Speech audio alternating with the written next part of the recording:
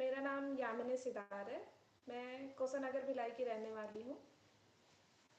मेरे घर में मेरे पिताजी हैं जिनका नाम अशोक सिदार है, मेरी माता शारदा सिदार और मेरी एक छोटी बहन है भूमिका सिदार, जो वर्तमान में वो भी तैयारी कर रही है परीक्षा की। मैंने अपना schooling government higher secondary school Kosanagar से प्राप्त किया है। मैंने ग्रेजुएशन में बीटेक कंप्यूटर साइंस इंजीनियरिंग किया है कृष्णा इंजीनियरिंग कॉलेज खमरिया से। फिर मैंने 2022 में अपने ग्रेजुएशन के लास्ट ईयर में ही CGPSC परीक्षा की तैयारी शुरू कर दी थी। मैंने अपनी तैयारी शिव आशा फाउंडेशन और जिला प्रशासन के तहत संचालित नेतृत्व साधना केंद्र से की है और ये मेरा CGPSC का तीसरा अटेम्प्ट था, जिसमें मुझे DSP deputy superintendent of police का पोस्ट प्राप्त हुआ है।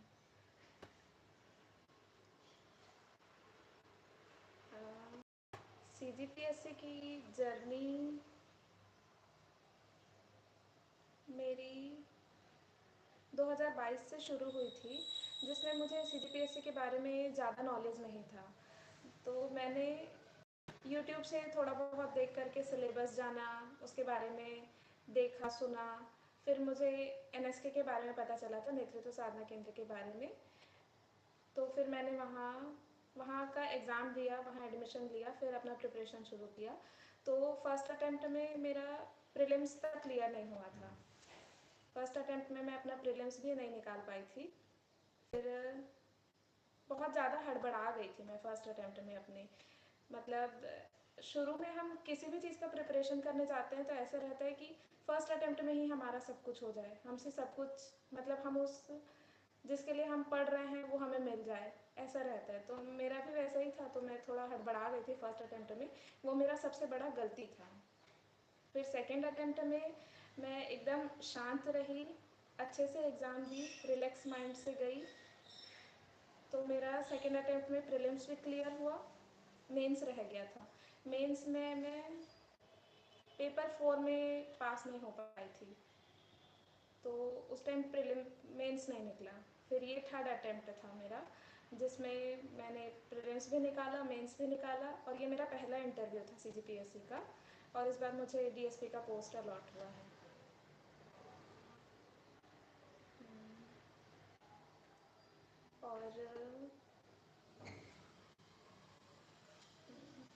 और अपने सक्सेस का क्रेडिट मैं किसी एक को नहीं देना चाहूँगी। अपने सक्सेस का क्रेडिट मैं नेतृत्व साधना केंद्र, जहाँ से मैं पढ़ाई करी, वहाँ के टीचर्स, मेरे फ्रेंड्स और मम्मी पापा, ये लोगों को देना चाहूँगी। इन लोग की वजह से ही आज मैं DSP बन पाई हूँ। और UPSC टाइम्स का सबसे ज़्यादा धन्यवाद करना चाहूँगी कि उन्होंने आज मुझे एक अपने सेशन में इनवाइट किया, मुझे बुलाया, उसके लिए थैंक यू। अब सबसे पहले हम प्रीलिम्स की तैयारी के बारे में देखते हैं कि प्रीलिम्स में 2 पेपर होते हैं, एक GS का पेपर होता है और एक CSET का पेपर होता है। CSET का पेपर क्वालिफाइड करना इम्पॉर्टेंट रहता है। CSET के पेपर में हमें कैटेगरी वालों के लिए 46 मार्क्स और ST/SC के लिए 46 मार्क्स और OBC जनरल के लिए 66 मार्क्स लाना, नहीं, जनरल के लिए 66 मार्क्स लाना कंपलसरी रहता है, तभी आपका GS पेपर चेक होता है। तो CSET में आता है, मैथ्स आता है, रीजनिंग आता है और लैंग्वेज रहते हैं, एक हिंदी लैंग्वेज रहता है और एक इंग्लिश लैंग्वेज रहता है, ठीक है, जिसमें मैथ्स का वेटेज थोड़ा ज़्यादा रहता है। फिर रीजनिंग्स के क्वेश्चंस रहते हैं, उसके बाद हिंदी और छत्तीसगढ़ी लैंग्वेज के लगभग 30 से 35 क्वेश्चंस रहते हैं। अब GS पेपर में आते हैं, तो GS पेपर भी 2 भाग में डिवाइड रहता है। 50 क्वेश्चन आता है इंडिया GS का और 50 क्वेश्चन आता है छत्तीसगढ़ GS का। तो इंडियन GS में हमारे पास आ जाते हैं, उसके बाद आता है छत्तीसगढ़ GS। ओके, मैं बताती हूँ। मैं पहले प्रीलिम्स का स्ट्रेटजी थोड़ा कंप्लीट कर लेती हूँ। फिर तो जीएस में दो पार्ट रहता है। इंडियन जीएस का मैं बता दी। अब छत्तीसगढ़ जीएस में छत्तीसगढ़ का हिस्ट्री रहता है, छत्तीसगढ़ का ज्योग्राफी, कल्चर, जनजाति, और छत्तीसगढ़ का करंट अफेयर, और छत्तीसगढ़ का इकोनॉमी, जिसमें हम छत्तीसगढ़ के बजट वगैरह के बारे में पढ़ते हैं। ये सारे सब्जेक्ट्स रहते हैं। और पंचायती राज रहता है, नगरीय निकाय रहता है। ये सारे पोर्शंस छत्तीसगढ़ के हैं। ठीक है। तो मेरा स्ट्रेटेजी ये रहता था कि मैं मैं अपना छत्तीसगढ़ पोर्शन को ज़्यादा स्ट्रॉन्ग करके रखी थी। मेरा छत्तीसगढ़ पोर्शन थोड़ा स्ट्रॉन्ग था। और साथ में इम्पॉर्टेंट रहता है कि इंडियन हिस्ट्री, पॉलिटी, मतलब अब तक 2022 से या 21 से अब तक हमें किस क्वेश्चंस पूछे जा रहे हैं एग्ज़ाम में, कौन से सब्जेक्ट से कितने क्वेश्चन आए हैं। जैसे पॉलिटी के क्वेश्चंस ज़्यादा पूछे जाते हैं, इंडियन हिस्ट्री के क्वेश्चंस ज़्यादा पूछे जाते हैं। तो उस हिसाब से मैं अपना प्रिपरेशन करती थी। सबसे ज़्यादा वेटेज मैं छत्तीसगढ़ को देती थी, छत्तीसगढ़ पोर्शन को, जिसमें सारा कुछ आ जाता था, जियोग्राफी, हिस्ट्री, कल्चर। उसके बाद इंडियन पोर्शन में आते हैं, तब सबसे पहले मैं पॉलिटी को इम्पोर्टेंस देती थी, उसके बाद हिस्ट्री, उनके वेटेज के हिसाब से कि कौन से सब्जेक्ट में कितना वेटेज है। तो उस हिसाब से हमारा प्रिपरेशन रहेगा, तो हमारा एग्ज़ाम उतना ज़्यादा बेटर बनेगा। ठीक है। और इन सभी के साथ साथ मैं मतलब छत्तीसगढ़ के लिए मैं हरीराम पटेल सर का बुक पढ़ती थी, एचआर का। उतना सफिशिएंट रहता है। और उनका उसका एमसीक्यू सॉल्व करती थी, पीवाईक्यू जो पूछा गया है अब तक वो सब सॉल्व करती थी। और सी सेट के लिए भी मैथ्स आर्यभट्ट से पढ़ती थी। रीजनिंग का एक बुक आता है, रीजनिंग भी ऐसे जो पिछले साल क्वेश्चंस पूछे हैं वो सब उसका कॉन्सेप्ट क्लियर होना चाहिए, फिर रीजनिंग का क्वेश्चन आपसे बन सकता है। और हिंदी और छत्तीसगढ़ी लैंग्वेज के लिए मैं विनय पाठक का बुक पढ़ती थी, दोनों के लिए। और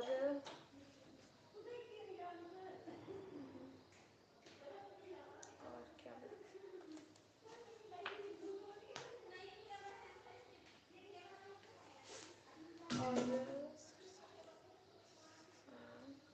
और जो इंडियन पोर्शन का सारा सब्जेक्ट्स है, उसमें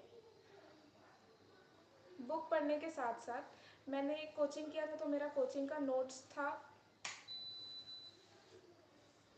कोचिंग किया था तो कोचिंग का नोट्स था।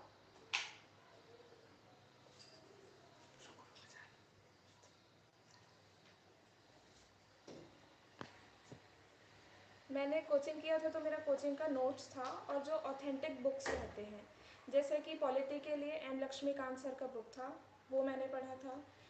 और साथ में घटना चक्र, जितने इंडियन पोर्शन के सब्जेक्ट्स हैं सबके लिए मैंने घटना चक्र लगाए थे। घटना चक्र लगाना बहुत ज़्यादा इम्पॉर्टेंट हो जाता है प्रीलिम्स के लिए, क्योंकि प्रीलिम्स में ऑब्जेक्टिव टाइप्स क्वेश्चन आते हैं। और कभी कभी हमसे ऐसा होता है कि वो क्वेश्चन हमें पता होते हुए भी हम उसको नहीं बना पाते। तो घटना चक्र जितना आप सॉल्व करोगे उतना आपका एमसीक्यू सॉल्व करने का तरीका, मतलब आप समझ पाओगे, आसान होगा आपके लिए। तो घटना चक्र सॉल्व करना ही पड़ता है एमसीक्यू के लिए, और मैं भी करती थी। पॉलिटी का मैंने बहुत बार किया, हिस्ट्री का भी मैंने बहुत बार किया, इकोनॉमी का भी पढ़ी थी, और ज्योग्राफी का भी। साइंस के लिए भी घटना चक्र पढ़ी थी मैं, और इन्वायरमेंट का भी था। मतलब प्रीलिम्स अगर आप प्रिपरेशन कर रहे हो तो आप जितना उसका नोट्स पढ़ोगे, कंटेंट पढ़ोगे, किसी भी बुक से पढ़ो आप, तो उसके लिए आपको एमसीक्यू सॉल्व करना बहुत ज़्यादा इम्पॉर्टेंट रहता है। तो एमसीक्यू आपको सॉल्व करना ही पड़ेगा। ठीक है।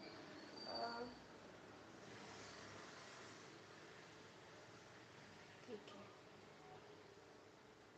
अब थोड़े चैट के क्वेश्चंस ले लेते हैं, फिर मैं आगे बढ़ूँगी।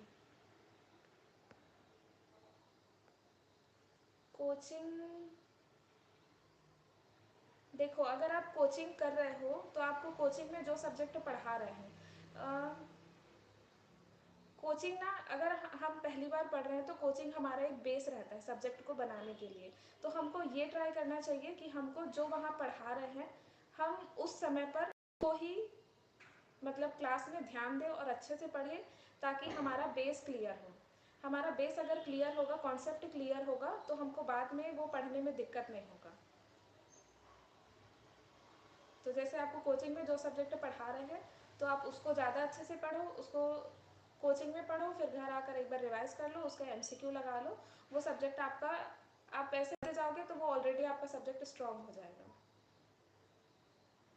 कभी कभी हम ऐसा गलती करते हैं कि हमें कोचिंग में पढ़ाते कुछ है, हम रूम आकर कुछ पढ़ते कुछ है। इससे क्या होता है, जो हम क्लास में पढ़े हैं वो भी हमारा अच्छे से प्रिपेयर नहीं हो पाता, और जो हम रूम में आकर अलग से पढ़ रहे हैं वो भी अच्छे से प्रिपेयर नहीं हो पाता।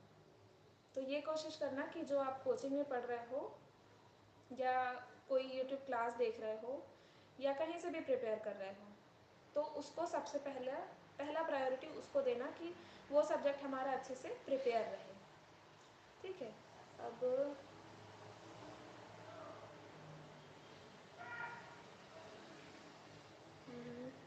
अब मेंस के सब्जेक्ट में चलें आगे।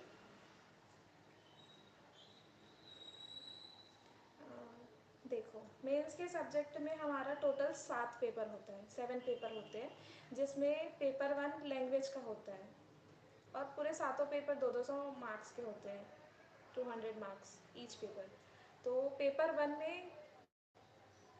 लैंग्वेज का पेपर होता है, जिसमें हिंदी, छत्तीसगढ़ी और इंग्लिश लैंग्वेज आता है। ठीक है।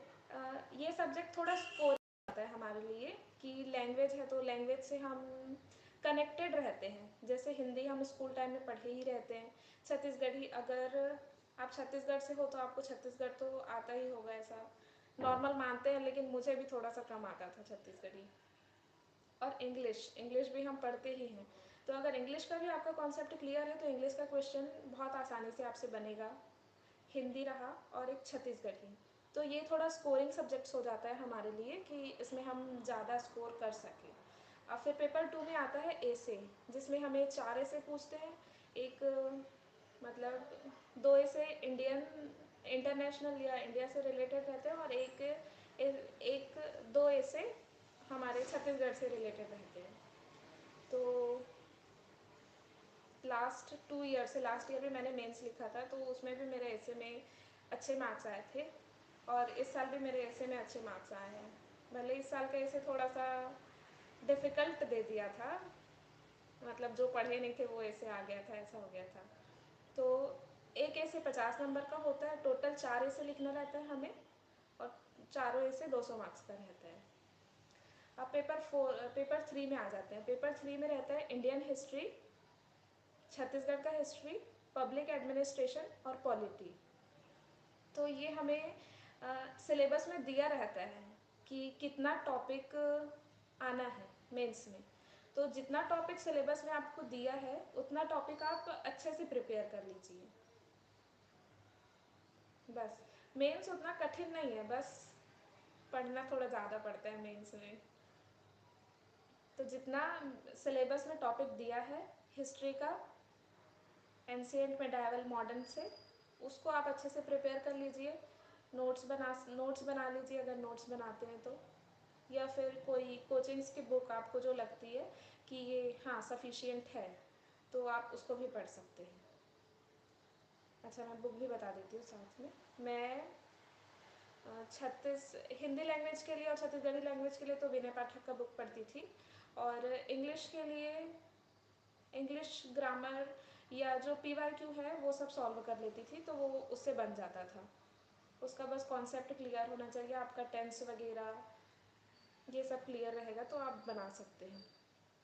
अब इंडियन हिस्ट्री का मैंने नोट्स बनाया था, सिलेबस में जितना टॉपिक लिखा है उस हिसाब से मैंने, मतलब सीक्वेंस में ही मैंने इंडियन हिस्ट्री का नोट्स बनाया था, उसको उसको पढ़ा था। और एक टुटेजा का बुक आता है मेंस का, वो पढ़ा था मैंने।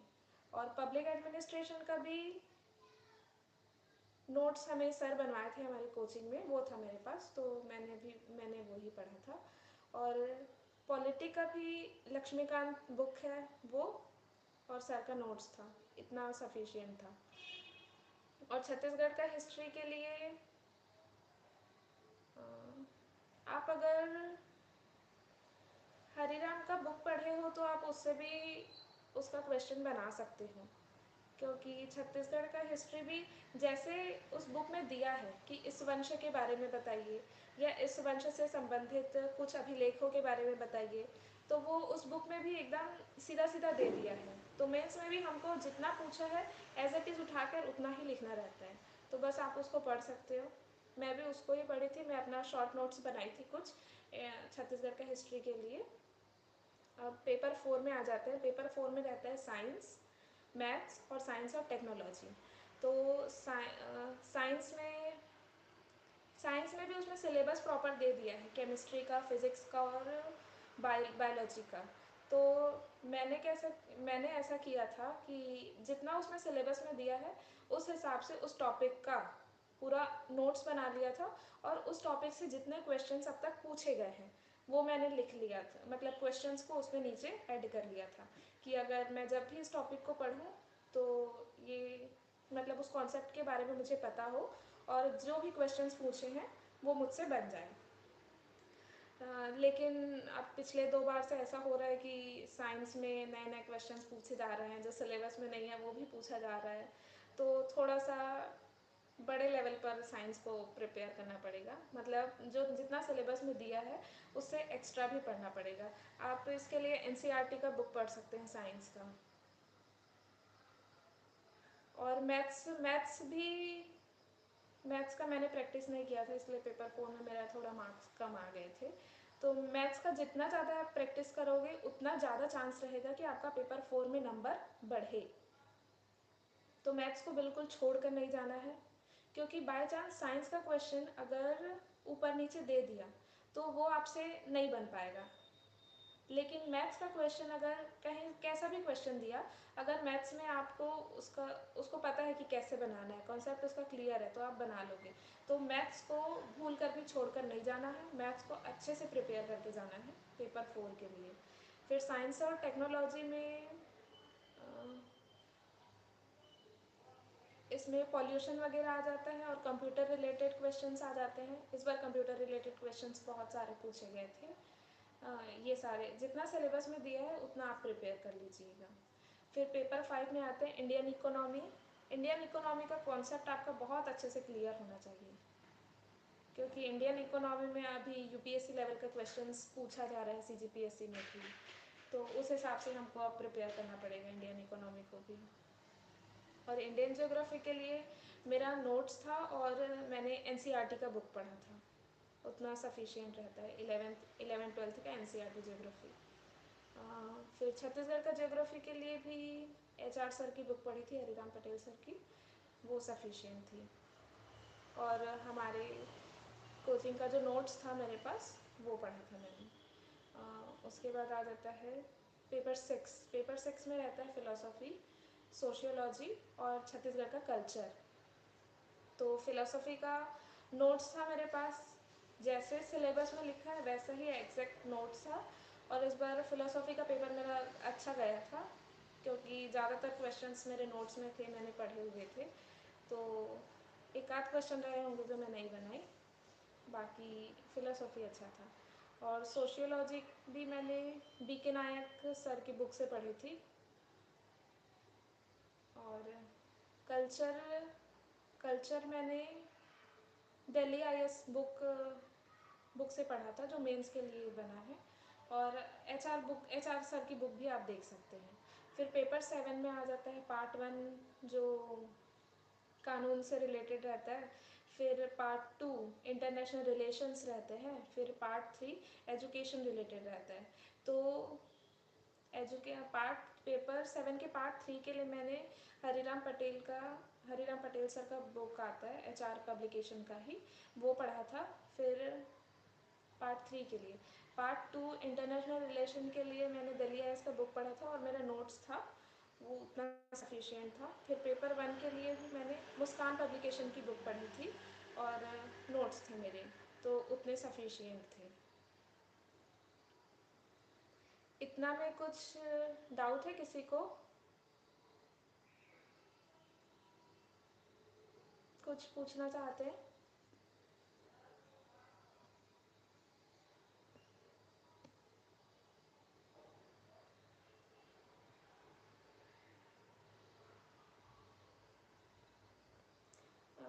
सीजीपीएससी के एग्ज़ाम में ना ऑप्शनल नहीं रहता है, ये जितने पूरे 7 पेपर कंपलसरी रहते हैं सबके लिए, ये सबको देना ही पड़ता है। ऑप्शनल का ऑप्शनल यूपीएससी में रहता है। हाँ, अभी ना सीजीपीएससी में भी एनसीईआरटी से क्वेश्चंस पूछे जा रहे हैं, तो एनसीईआरटी पढ़ना थोड़ा सा इम्पोर्टेंट हो गया अभी। मैंने भी एनसीईआरटी पढ़ा था।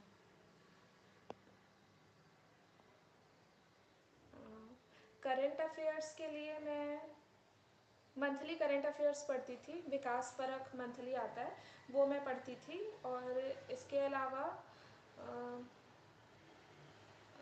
एनुअली करंट अफेयर का बुक आता है बीके नायक सर का, वो पढ़ती थी, और एक अर्जुना, बस। बाकी जो मंथली करंट अफेयर है ना, उसे उससे कंप्लीट हो जाता था सारा। विकास परख हर महीने आता है वो।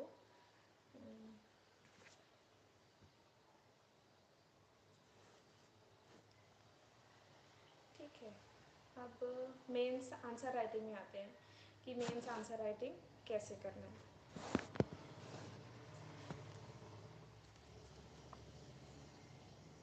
तो मेंस आंसर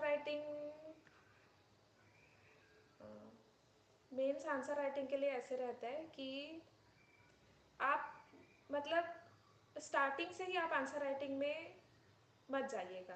पहले कोशिश कीजिएगा कि आप सिलेबस में जितना दिया है उसको आप पहले एक बार पढ़ लें, उसको समझ लें। जैसे हम किसी चीज़ को समझते हैं तब हम उसको ज़्यादा अच्छे से एक्सप्लेन कर पाएंगे, ज़्यादा अच्छे से समझा पाएंगे, किसी को बता पाएंगे। अगर हम उसको पढ़े ही नहीं हैं, समझे ही नहीं हैं, तो हम उसको एक्सप्लेन नहीं कर सकते। तो वैसे ही सबसे पहले आप उस सब्जेक्ट्स को पढ़ो,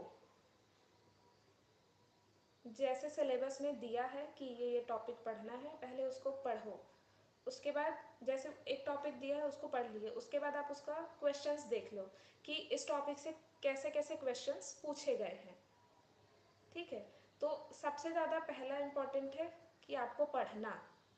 और उसके बाद भी ऐसा नहीं होगा कि आप एक बार पढ़ लिए तो आपको तुरंत आंसर राइटिंग करने आ गया। जब मैं अपने प्रिपरेशन के फर्स्ट ईयर में थी, तब मेरे को बिल्कुल भी लिखने नहीं आता था, बिल्कुल भी नहीं। मैं तो ऐसा सोचती थी कि मैं मेंस लिख भी पाऊँगी या नहीं लिख पाऊँगी, क्योंकि शुरू शुरू था, फर्स्ट ईयर था, तो समझ नहीं आता था उस समय। तो फिर मैं भी धीरे धीरे, फर्स्ट ईयर में तो बिल्कुल कुछ लिखने नहीं आता था, परेशान होती थी थोड़ी सी, सर लोग को बोलती थी सर मैं तो अभी नहीं लिख पा रही हूँ, तो मैं बाद में कैसे लिख पाऊँगी। लेकिन जैसे जैसे आप पढ़ते जाओगे ना, वैसे वैसे ना आपका कॉन्सेप्ट क्लियर होते जाएगा, और आपको डायमेंशंस मिलते जाएंगे बहुत सारे कि हाँ, अगर ये क्वेश्चन ऐसे पूछा है तो मैं इसको ऐसे लिख सकती हूँ। और आप ऐसे तभी सोचोगे जब आप उसको पढ़े रहोगे। तो सबसे पहला इम्पॉर्टेंट है उस टॉपिक को सिलेबस के हिसाब से पढ़ना। ठीक है, उसके बाद आंसर राइटिंग की तैयारी, जैसे जैसे आप पढ़ लिए तो उसके बाद आप कोशिश कीजिएगा प्रीवियस ईयर के क्वेश्चंस को लिखने का। अगर आपका एक सब्जेक्ट हो गया, आप उसको सिलेबस के हिसाब से कंप्लीट कर लिए, तो उस टॉपिक्स के क्वेश्चन लीजिए और उसको आंसर लिखने का ट्राई कीजिए, कोशिश कीजिए। और ज़रूरी नहीं कि आंसर को आप लिमिटेशन में ही लिखें। जैसे सीजीपीएससी में ऐसे एग्ज़ाम मतलब कि एग्ज़ाम में ऐसे ऑप्शन रहते हैं कि 2 नंबर का क्वेश्चन है तो उसके लिए 4 लाइन छोटा है। तो शुरुआत ऐसा मत कीजिए कि मेरे को 4 लाइन में ही आंसर लिखना है। बस आप क्वेश्चन देखिए और उसका आंसर लिखने का ट्राई कीजिए कि आप उसके बारे में, उस क्वेश्चन के बारे में आप कितना लिख पा रहे हैं, कितना जान पा रहे हैं। ठीक है, तो फिर ऐसे जब आप करते जाएंगे ना, तो आपको धीरे धीरे समझ आते जाएगा कि अच्छा, इसका आंसर ये पूछा है तो मैं उसमें ये लिखूंगा, ऐसे उसको लिख सकता हूँ। तो वो आपको धीरे धीरे समझ में आएगा। जैसे जैसे आप पढ़ते जाओगे, फिर प्रैक्टिस करते जाओगे ना क्वेश्चन आंसर का, तब वो आप समझ जाओगे धीरे धीरे। और मल्टी डायमेंशनल भी आप तभी सोच पाओगे जब आप उसको अच्छे से पढ़े रहोगे, उसके बारे में जानते रहोगे।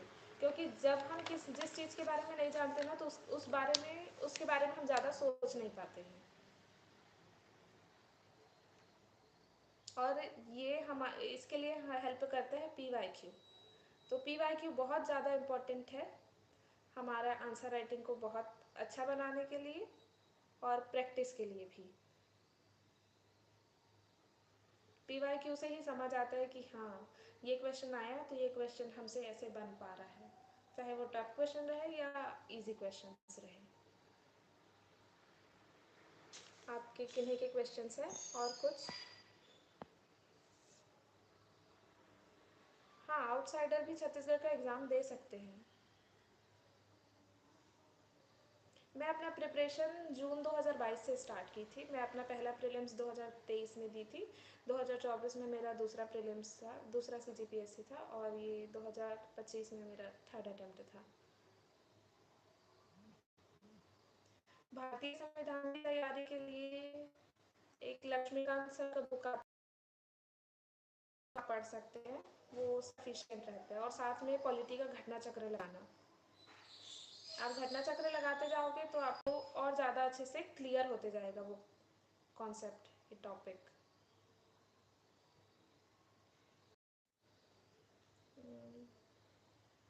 ये मेरा पहला इंटरव्यू था। इंटरव्यू बोर्ड के बारे में बात कर लेते हैं। ये मेरा पहला इंटरव्यू था जिसमें मुझे उइके मैडम का बोर्ड मिला था, और मेरा इंटरव्यू सबसे लास्ट में था। फर्स्ट फर्स्ट हाफ में था लेकिन सबसे एंडिंग में था। एक पैनल में 8 लोगों का इंटरव्यू होता है, जिसमें मेरा इंटरव्यू 8वें नंबर पर था। तो मेरा इंटरव्यू स्टार्ट हुआ, उइके मैडम ने स्टार्ट की। मैं कंप्यूटर साइंस की स्टूडेंट हूँ, तो मुझे कंप्यूटर रिलेटेड क्वेश्चंस पूछे कि उसका हमारे जीवन में इम्पोर्टेंस क्या है, सेंटर मिशन वगैरह चल रहा है उसके बारे में पूछे। कुछ इंटरनेशनल करंट अफेयर्स भी पूछे थे कंप्यूटर रिलेटेड, जो मुझे नहीं पता थे, तो मैंने उस क्वेश्चंस पे सॉरी कहा था। और एक सर थे जो साइंस कॉलेज के बारे में पूछे थे, स्वामी विवेकानंद के बारे में पूछे थे, क्योंकि मेरा यूनिवर्सिटी CSVTU है, तो उससे रिलेटेड क्वेश्चंस पूछा गया था मुझे। और उसके बाद मेरे हॉबी से रिलेटेड क्वेश्चन पूछे थे। मेरा हॉबी था मेहंदी लगाना, तो मैंने बताया कि मेरा हॉबी मेहंदी लगाना है। तो वो लोग पूछे कि मेहंदी का रंग कैसा रहता है।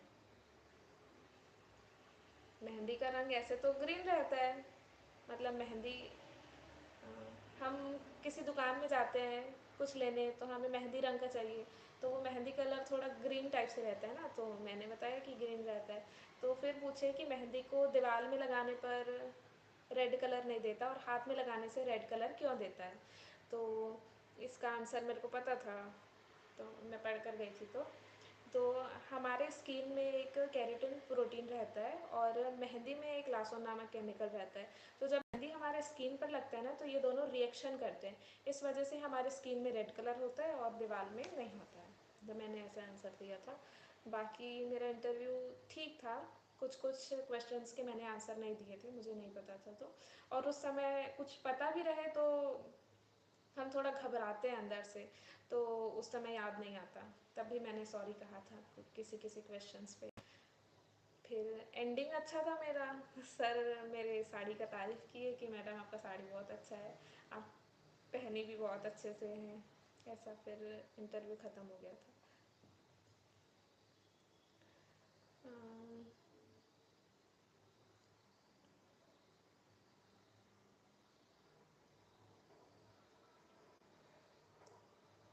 और किन्हीं के कुछ क्वेश्चंस हैं?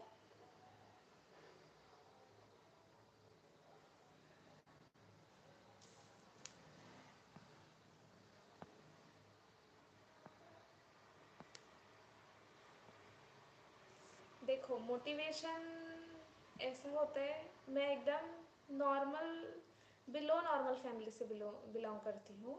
मेरे मम्मी पापा नॉर्मल काम करते हैं। मेरे पापा गार्ड है, पहले वो फ़िल्टर प्लांट में काम करते थे, लेकिन वो पैरालाइज्ड हो गए, तब से वहाँ पर गार्ड है। और मेरी मम्मी खाना बनाने का काम करती है दूसरों के घरों में। तो अब घर की स्थिति ऐसी है, तो किसी ना किसी को तो उसको सुधारना पड़ेगा ना। तो मोटिवेशन मेरे लिए मेरे मम्मी पापा ही थे कि सब कुछ ठीक करना है मुझे। और हम लोग सिर्फ 2 सिस्टर हैं, तो लोगों का एक ताना, मतलब एक कहना भी रहता है कि सिर्फ दो बेटियां हैं, आगे कैसे होगा, क्या होगा। तो बस मम्मी पापा ही मोटिवेशन थे कि नहीं, सब कुछ अब हमें ही करना है और हम कर सकते हैं। और जो मेरे कोचिंग के टीचर्स थे वो भी बहुत सपोर्ट करते थे, सब चीज़ के लिए सपोर्ट करते थे, पढ़ने के लिए भी। हमेशा सबसे ज़्यादा मोटिवेट तो उन्हीं लोगों से हुए हैं। और मेरे जो फ्रेंड्स थे वो भी कहते थे कि नहीं, जब मैं फर्स्ट अटेम्प्ट में फ़ेल हुई तब तब मेरे फ्रेंड्स, मम्मी पापा, टीचर्स सभी बोले कि ये तो पहला अटेम्प्ट था, ठीक है, अब नेक्स्ट अटेम्प्ट बहुत अच्छे से होगा, कर कर लेगी तू, मतलब पे कर ले बेटे, अच्छा से कर सकते करके, ऐसा सारे लोग बोलते थे। और फिर सेकंड में मेंस में फ़ेल हुई, तब भी बहुत बुरा लग रहा था कि मतलब घर वाले इतना मेहनत कर रहे हैं और मैं सिर्फ यहाँ बैठकर पढ़ रही हूँ। बहुत मुश्किल होता है इस टाइम पे अपने आप को संभाल कर रखना कि आप सिर्फ पढ़ाई करते रहो। मैं साथ में बीच में कुछ महीने यहीं अपने कोचिंग में ही जॉब भी करी थी, टाइपिंग का काम करती थी यहाँ पर, तो थोड़ा सा इनकम भी हो जाता था मेरा। और अभी जस्ट इस पेपर के बाद भी मैं जॉब सर्च कर रही थी, जॉब करने के लिए कि अब इस बार भी नहीं हो पाएगा तो कोई ना कोई जॉब तो करना ही है। तो मेरे सबसे ज़्यादा मोटिवेशन तो मेरे मम्मी पापा ही थे।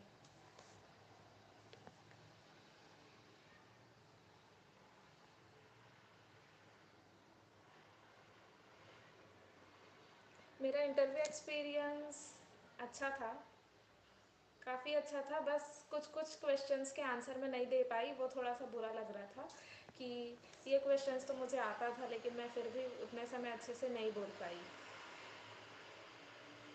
फर्स्ट प्रीलिम्स में मैं मिस्टेक करी थी कि मैं बहुत ज़्यादा हड़बड़ा गई थी। जैसे प्रीलिम्स में क्या होता है, हम प्रीलिम्स देते, व्यापम में हमें उसका कार्बन कॉपी मिलता है, तो सीजीपीएससी में हमें ऐसा कुछ कार्बन कॉपी वगैरह कुछ नहीं मिलता। और रिज़ल्ट आने में भी 1 महीने का समय लगता है, तब तक हमको मेंस का प्रिपरेशन स्टार्ट कर देना चाहिए। तो फर्स्ट प्रीलिम्स में मेरा ऐसा हुआ था कि मैं जो गोला लगाकर आई थी ओएमआर शीट में, उसको मैं क्वेश्चन पेपर में नहीं लगाई थी, और जो क्वेश्चन पेपर में लगाई थी उसको शायद गोला नहीं मारी थी। तो ये सबसे बड़ा मिस्टेक हुआ था मेरा। तो जब मैं वापस आई तो मेरे को कैलकुलेट करने में बहुत प्रॉब्लम हो रहा था कि इसको मैं लगाई हूँ या इसको नहीं लगाई हूँ, इसको लगाई हूँ या इसको नहीं लगाई हूँ। उसमें तो 1 महीना ऐसा ही चला गया। फिर जब रिज़ल्ट आया तब पता चला कि प्रीलिम्स तो नहीं हो पाया है मेरा इस बार। तब वो गलती को मैं जानी कि हड़बड़ाना नहीं है। और शायद मैं उसमें कुछ गोला गलत भी भर कर आई रही होंगी हड़बड़ा कर। थोड़ा ज़्यादा प्रेशर रहता है फर्स्ट टाइम में कि नहीं, मेरे को फर्स्ट एक ही बार में करना है। हाँ, एक ही बार में भी बहुत अच्छे से सब होता है। फर्स्ट अटेम्प्ट में भी लोगों का प्रीलिम्स क्लियर होता है, मेंस क्लियर होता है, इंटरव्यू भी क्लियर होता है और उनको पोस्ट भी मिलता है। ऐसा भी होता है। बस हमें हड़बड़ाना नहीं है, गलती नहीं करना है। जो दूसरे गलती करे हैं, जैसे मैं अपना गलती बता रही हूँ कि मैं बहुत हड़बड़ाई थी, जो मेरा गलती था वो हमको नहीं करना है। एकदम रिलैक्स होकर बैठना है एग्ज़ाम में। जब हम हड़बड़ाते हैं ना तो जो क्वेश्चंस हमें आता है ना हम उसको भी गलत करके आते हैं। तो सिर्फ ये नहीं करना रहता, ये नहीं करना है।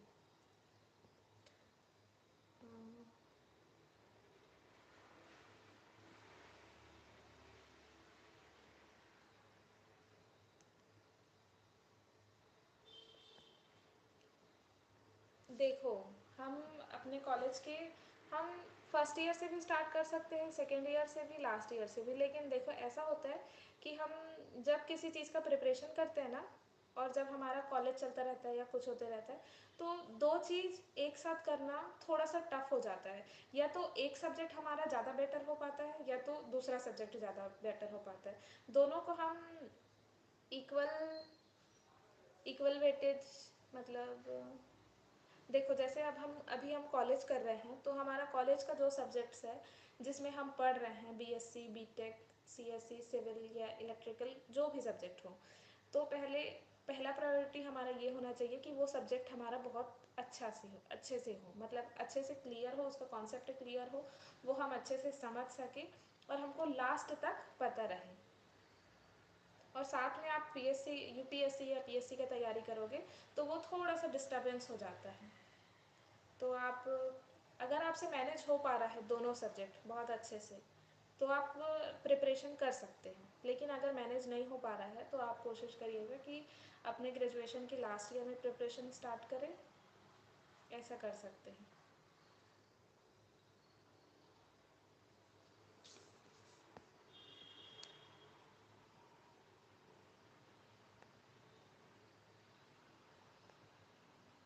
मेरा डेली का स्टडी शेड्यूल ऐसा रहता था, मैं रात को जल्दी सो जाती थी। हाँ, और एक गलती फर्स्ट ईयर में और करी थी मैं, कि जब मैं फर्स्ट ईयर में प्रिपरेशन शुरू करी तो मैं रात रात तक जागती थी, 2 बजे तक, 3 बजे तक जाग कर पढ़ती थी, नोट्स बनाती थी, और सुबह 6 बजे उठ जाती थी क्योंकि 7 बजे से हमारा क्लास रहता था। तो सबसे बड़ा गलती मेरा ये था कि मेरा नींद पूरा नहीं होता था। तो फर्स्ट ईयर में ही मेरा बहुत ज़्यादा तबीयत ख़राब हुआ था, मतलब मेरा फ़ीवर वगैरह कम नहीं होता था, बॉडी हीट करता था, जिसके वजह से ना मेरा पढ़ाई बहुत ज़्यादा डिस्टर्बेंस हुआ था। तो ये कोशिश करिएगा कि आप नींद पूरा लें, जितना नींद आप ले, मतलब कि 6 घंटे 7 घंटे, आप इतना नींद कंपलसरी लें। उसके बाद जो आप पढ़ाई करेंगे वो आप आराम से कर पाओगे। मतलब ऐसा नहीं होगा कि आपको हेडेक हो रहा है या हेल्थ डाउन लग रहा है, ये नहीं होगा। क्योंकि फर्स्ट ईयर में मैं ये गलती करी थी तो मैं बहुत पछताई थी। जब हमारा मेंस का क्लास चल रहा था तो मेरा कंसंट्रेशन नहीं हो पाता था ज़्यादा अच्छे से, क्योंकि हेल्थ ही ठीक नहीं है तो मैं कंसंट्रेट कैसे कर पाऊँगी किसी चीज़ में। तो ऐसा होता था। तो कोशिश करिएगा अपना हेल्थ को अच्छा रखें और नींद पूरा लें, क्योंकि नींद सबसे ज़्यादा इम्पॉर्टेंट है। तो मेरा शेड्यूल ऐसा रहता था, मैं रात को 11 बजे सो जाती हूँ, सुबह 5:45 बजे उठ जाती हूँ। उसके बाद 7 से 9 पढ़ती थी, फिर 9 बजे ब्रेकफास्ट के लिए, फिर 10 से 12, फिर 10 मिनट का ब्रेक, फिर 12, 12:15 से 2, फिर 2 बजे लंच होता था, फिर 3 से थोड़ा देर सो जाती थी कभी कभी, नहीं तो 3 से 5, फिर 6 से 8 रहता था, उसके बाद 9 से 11, ऐसा चलता रहता था। और मैं हॉस्टल में रहकर अपना पढ़ाई करी हूँ, तो हॉस्टल में तो पढ़ाई के अलावा और कुछ दूसरा काम नहीं रहता था ज़्यादा, तो बस ऐसा शेड्यूल चलता था। और किसी दिन अगर घूमने जाना है तो फ्रेंड्स के साथ हम घूमने भी जाते थे सारे लोग, कहीं आसपास में गार्डन हो गया या कुछ खाने चले गए, ऐसा ऐसा भी करते थे। ऐसा नहीं कि लगातार पढ़ना ही है पढ़ना ही है। जिस दिन टेस्ट वगैरह होता था तो उस दिन माइंड रिलैक्स करने के लिए टेस्ट के बाद हम घूमने चले जाते थे, मंदिर चले जाते थे। तो ये मेरा स्टडी शेड्यूल रहता था।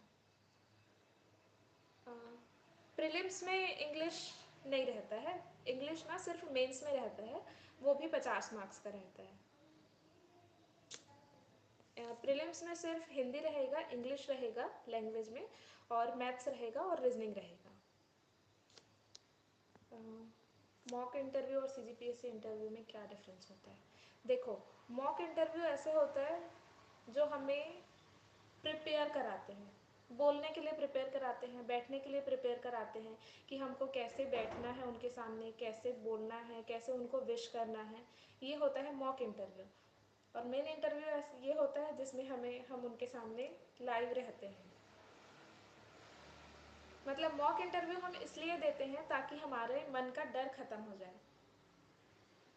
हम अगर इंटरव्यू देने जा रहे हैं तो हम उनके सामने डरे ना, हमारे फेस में टेंशन ना दिखे, हमारे फेस में डर ना दिखे, हम कैसे बैठ रहे हैं उसके बारे में पता चले, हमारा फेस एक्सप्रेशन कैसा है उस सब के बारे में पता चले। तो जब हम मॉक इंटरव्यू देते हैं ना, तब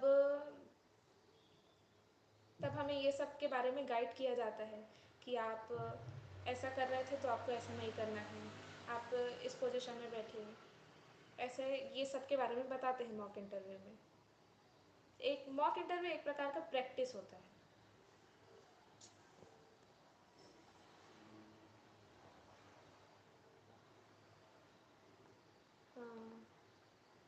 कोचिंग लगाना एकदम ज़रूरी नहीं होता है, लेकिन जब हम कोई कोचिंग ज्वाइन करते हैं ना, तो हमें हमारे कॉम्पिटिटर्स के बारे में पता चलता है कि हाँ इतने कॉम्पिटिटर्स है। जब हम अकेले रूम में पढ़ते हैं ना तो हमें हमारे कॉम्पिटिशन्स के बारे में नहीं पता रहता है। हमें ऐसा लगता है कि हाँ हम ही हैं, सिर्फ हमारे अलावा और कोई नहीं है। तो कोचिंग वगैरह जाने से हमको पता चलता है कि और भी लोग हैं, और एक कंसिस्टेंसी बनी रहती है थोड़ी पढ़ाई की। रोज़ क्लास जा रहा है, रोज़ सब्जेक्ट हो रहा है। ये आप ऑनलाइन भी कर सकते हो, ज़रूरी नहीं है कि कोचिंग ही जाएं तभी करें। टेस्ट सीरीज़ वगैरह भी ऑनलाइन दे सकते हैं। मैं ऑफलाइन टेस्ट सीरीज़ देती थी ज़्यादातर, क्योंकि उसमें गोला भरना थोड़ा सा प्रैक्टिस हो जाता है उसका, इसलिए।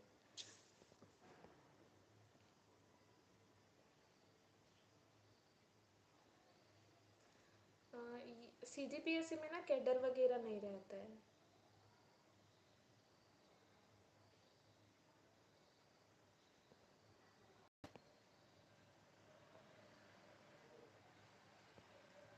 हाँ हाँ, आप प्रिपरेशन कभी भी स्टार्ट कर सकते हैं। बस इतना रखिए कि आपका जो मेन सब्जेक्ट है जो आप कर रहे हैं वो डिस्टर्ब ना हो। वो भी उसी वेटेज में उसी प्रकार से चले जैसे आप यूपीएससी को दोगे समय। ऑफ कोर्स आप प्रिपेयर कर सकते हैं।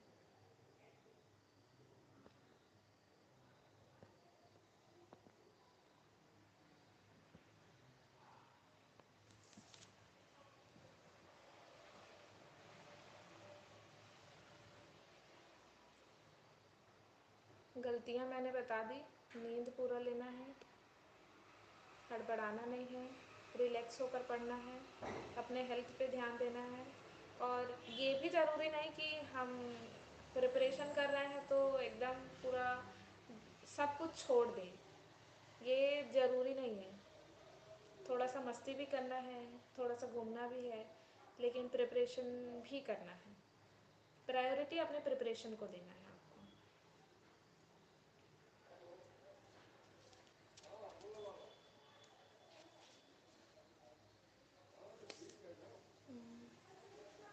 CGPSC प्रिपरेशन के लिए गवर्नमेंट की कुछ वेबसाइट्स है जो जिससे हमें करंट अफेयर के बारे में और अभी क्या क्या चेंजेस हो रहे हैं उस सब के बारे में पता चलता है। जैसे CMO पोर्टल है, जनसंपर्क विभाग है, TRTI है, ट्राइबल के बारे में पता चलता है। और उसके अलावा मैगजीन्स है, योजना चक्र है और कुरुक्षेत्र है और प्रतियोगिता दर्पण, ये आप पढ़ सकते हैं। इसमें इंटरनेशनल रिलेशंस भी रहता है जो पेपर 7 पार्ट 2 के लिए थोड़ा सा इम्पोर्टेंट हो जाता है।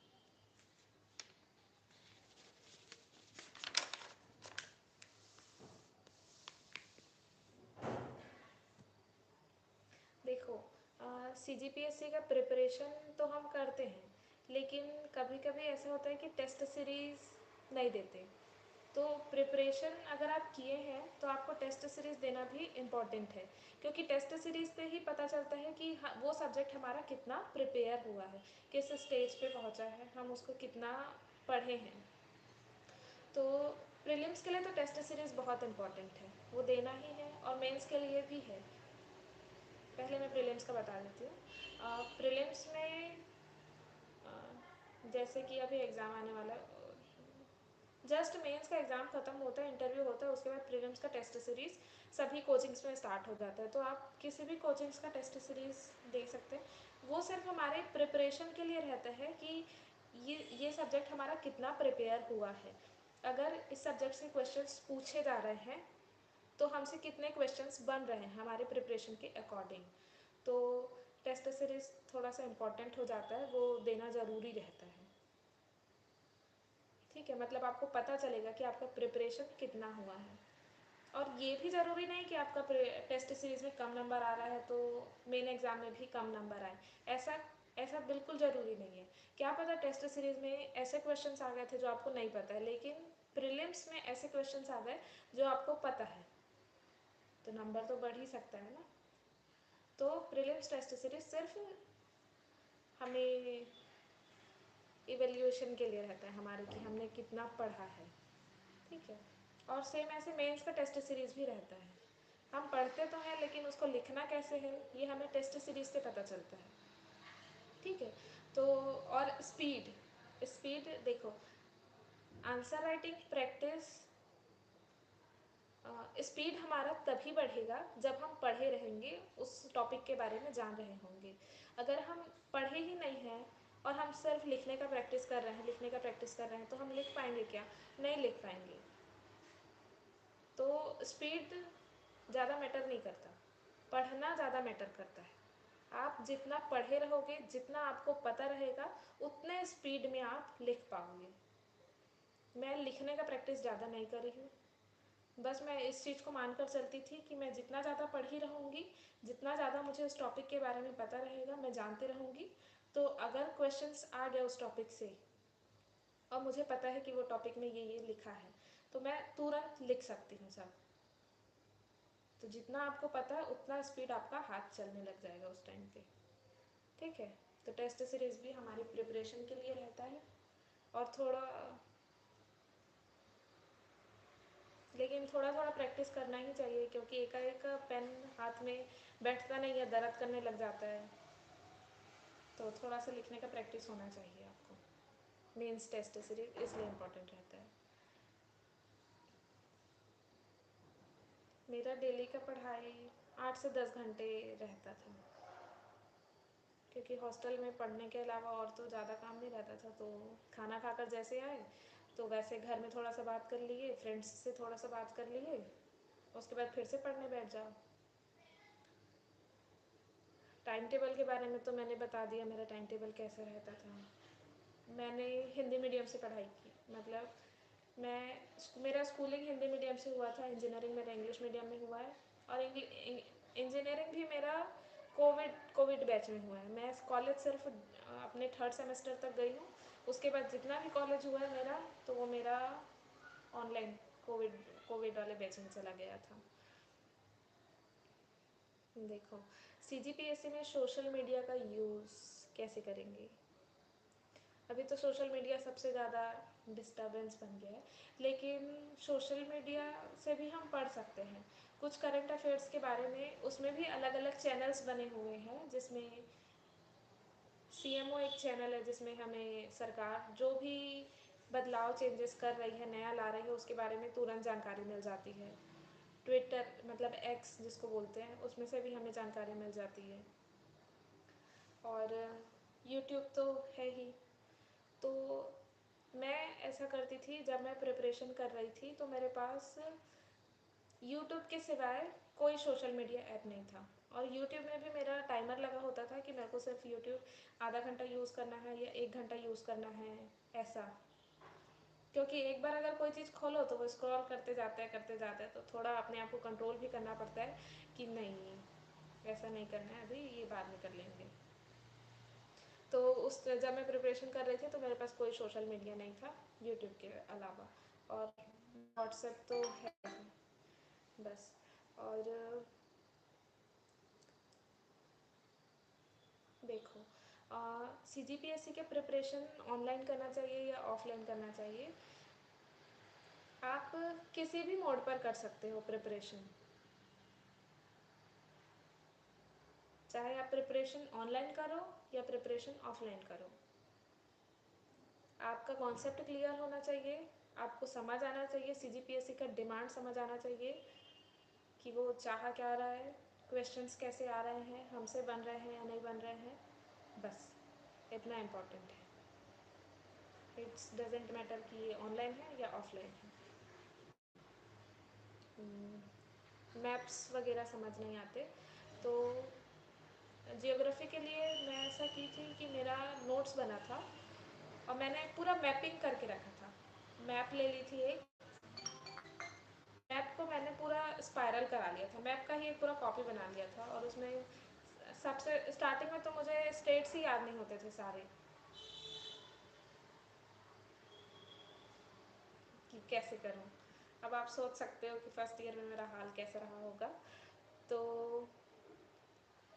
मैप्स बना लिए थे, और मुझे ड्राइंग करना थोड़ा सा ज़्यादा पसंद है, तो मैं अलग अलग स्टेट्स में ना अलग अलग कलर करके पूरा मैं कॉपी बना ली थी उसका। तो उसमें नदियों का अलग, झीलों का अलग, जलप्रपात, माउंटेन, ये सब जितने हैं ना, वो सबका एक मैप का कॉपी बना था। और वो मैपिंग को मैं खुद से करी थी अपने आप से, मतलब यूट्यूब से देखकर या कहीं से भी, कैसे भी।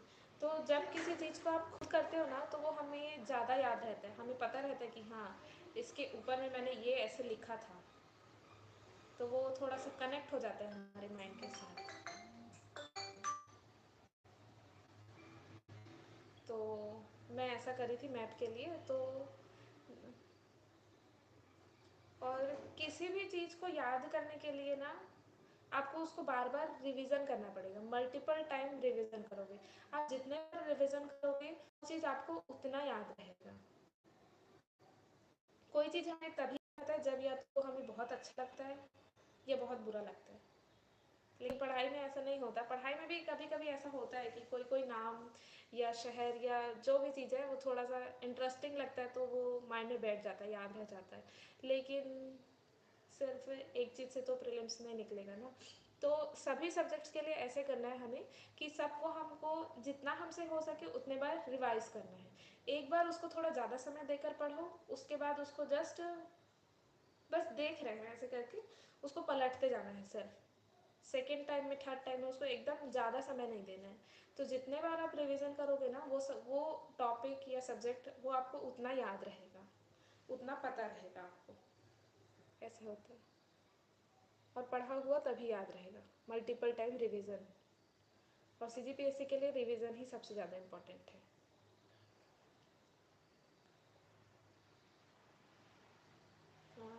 डिस्ट्रैक्शन से कैसे बचेगी?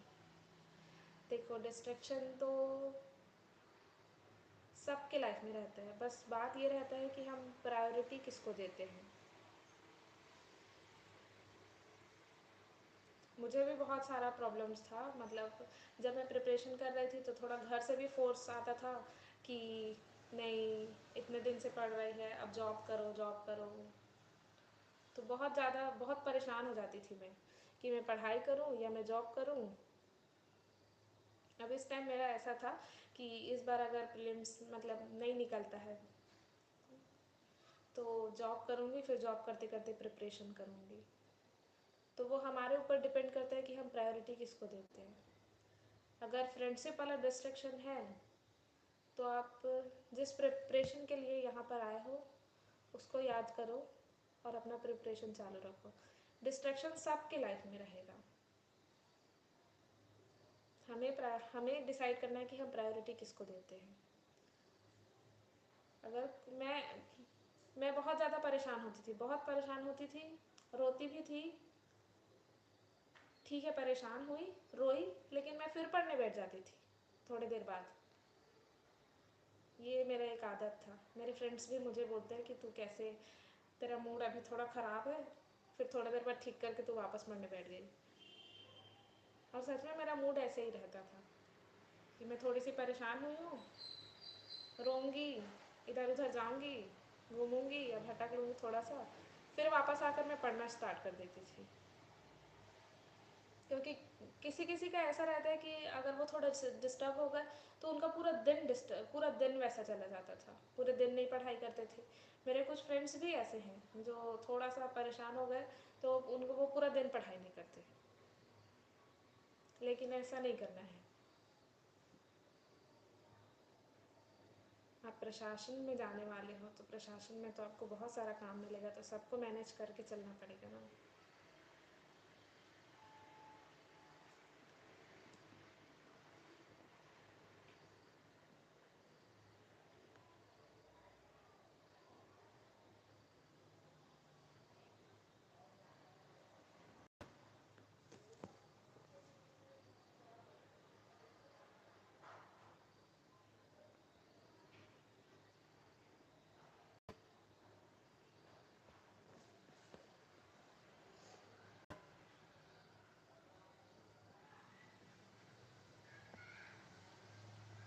हाँ, आप प्रिपरेशन स्टार्ट कर सकते हैं आप अपना।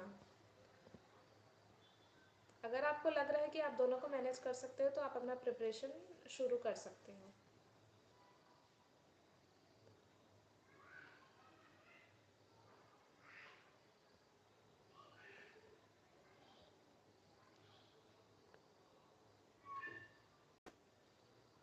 देखो, मंथली मैगज़ीन करने से ऐसा होता है कि आधा करंट अफेयर ना हमारा मंथली प्रिपेयर हो जाता है। तो जैसे एग्ज़ाम का समय आता है ना, तो ऑलरेडी हमारे पास इतने सारे सब्जेक्ट्स रहते हैं पढ़ने के लिए। मतलब एक तो इंडिया का भी सारा सब्जेक्ट्स पढ़ना है, फिर छत्तीसगढ़ का भी सारा सब्जेक्ट्स पढ़ना है, फिर करंट अफेयर भी पढ़ना है। तो मंथली मैगज़ीन हमें उस टाइम पे ऐसा सपोर्ट करता है कि उस टाइम पे ना करंट अफेयर पे एकदम ज़्यादा फोकस नहीं करना पड़ता।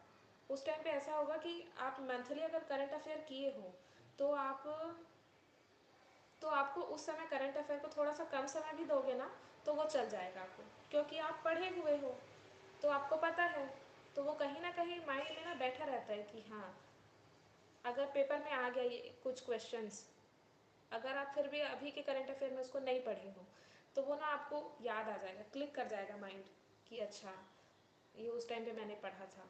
तो ऐसा होता है। तो मंथली मैगजीन ना इस तरीके से थोड़ा सपोर्ट करता है पढ़ने में।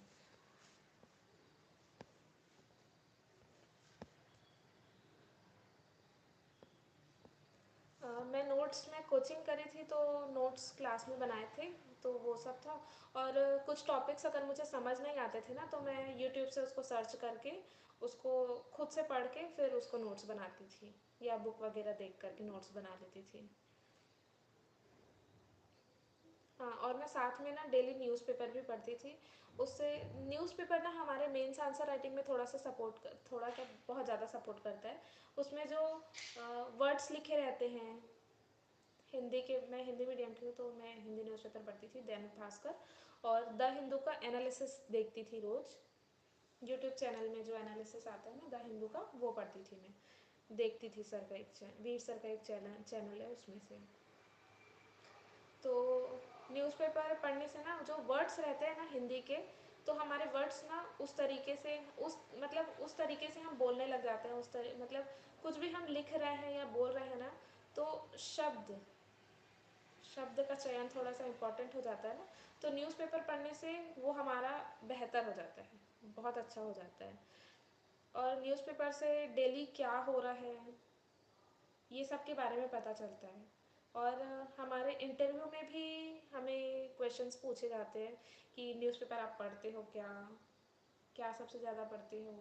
एक अभिव्यक्ति पेज भी रहता है न्यूज़पेपर में, उसमें कुछ कुछ नया चीज़ दिया रहता है, वो सब के बारे में पढ़ती हूँ। मतलब वो पढ़ना चाहिए, थोड़ा सा इम्पोर्टेंट हो जाता है।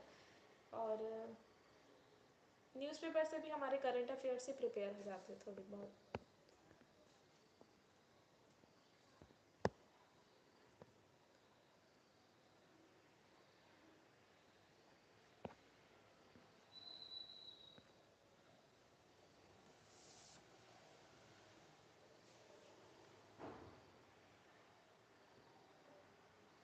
सो गाइस, आप सबके डाउट्स क्लियर हो गए? कुछ पूछना रह गया हो या मेरा बताना रह गया होगा तो प्लीज़ बताइए।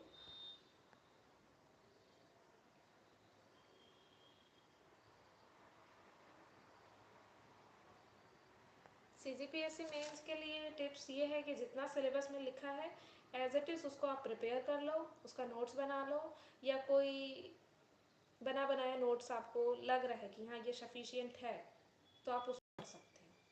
ज़रूरी नहीं कि जब बना बनाया नोट्स है तो हम उसमें टाइम क्यों मतलब लगाएं ज़्यादा एक्स्ट्रा। मतलब अगर उसमें कुछ आपको कम लग रहा है तो उसमें आप ऐड कर लो, कुछ उसमें शॉर्ट नोट्स टाइप लिख कर चिपका लो, या डेटा चेंज कर लो, या जैसा भी, अगर आप उस नोट्स से सेटिस्फाइड है तो ऐसा कर सकते हैं।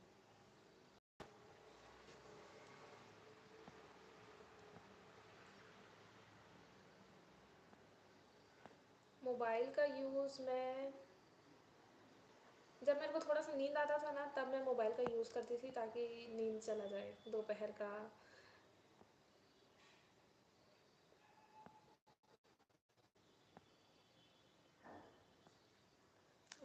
मेरा टेलीग्राम चैनल तो नहीं है, मेरा एक इंस्टाग्राम आईडी है यामिनी सिदार करके। तो उसमें अगर आपको कुछ डाउट रहेगा तो आप पर्सनली मैसेज कर सकते हैं, मैं आपको रिस्पॉन्स दे दूँगी, रिस्पॉन्स दूँगी मतलब।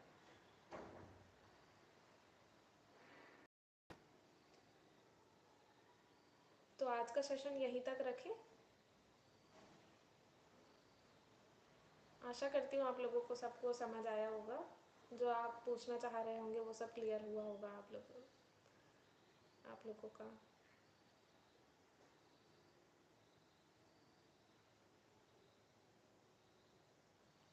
ठीक है, फिर एंड करते हैं।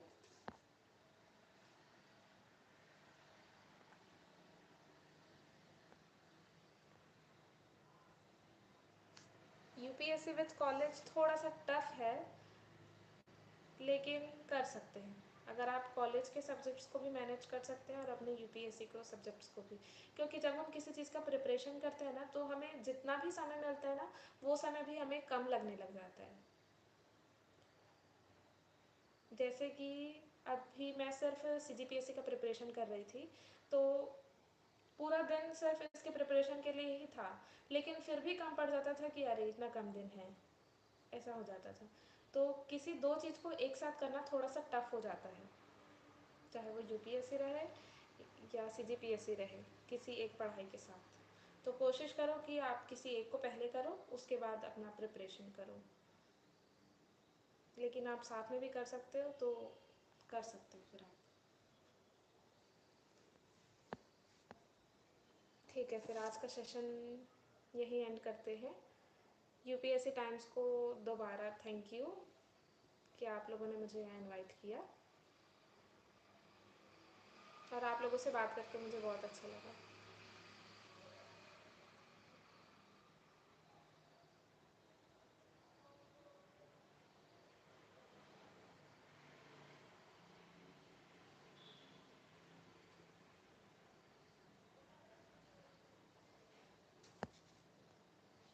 हाँ, तो आप कोचिंग मटेरियल्स भी पढ़ सकते हैं।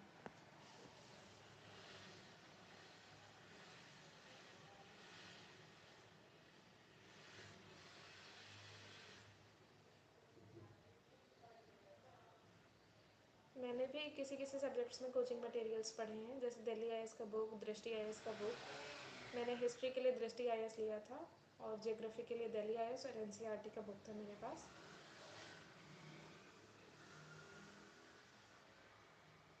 Thank you. ठीक है, आज का सेशन यही एंड करते हैं।